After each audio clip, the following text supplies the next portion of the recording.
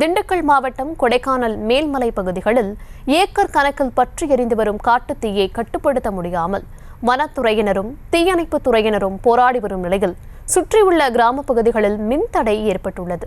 விவரங்களை தர இருக்கிறார் செய்தியாளர் குறிஞ்சிவேல். விவரம். வணக்கம் தர்ஷினி.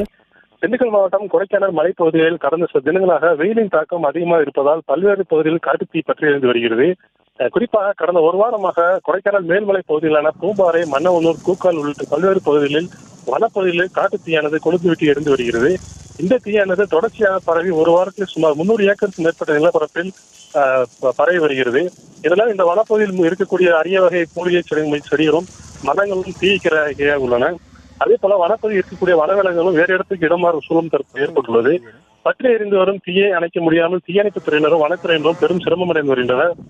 மேலும் குறிப்பாக வனப்பகுதியை ஒட்டியுள்ள மலை கிராம பகுதிகள் வழியாக செல்லக்கூடிய மின்கம்பிகள் மீது மரங்கள் எரிந்து விழுவதால் அந்த கிராம பகுதியில் தற்போது மின்காயம் ஏற்பட்டுள்ளது. இந்த மின் இணைப்பு கம்பிகளை சரி செய்யும் பணியில் மின்சாரத்துறையினர் தொடர்ந்து ஈடுபட்டு வருகின்றனர். தொடர்ந்து காட்டுப்பகுதியில் இருக்கக்கூடிய செடிகொடியில் இருந்து சேதமடைந்துள்ளதால் இந்த மலைப்பகுதி முழுவதும் புகைமண்டலமாகவும் சாம்பலாகவும் காட்சியளிப்பதும் குறிப்பிடத்தக்கது. தர்ஷினி, விவரங்களுக்கு நன்றி குறிஞ்சிவேல். செய்திகளை உடனுக்குடனும் துல்லியமாகவும் தெரிந்து கொள்ள சப்ஸ்கிரைப் பண்ணுங்க.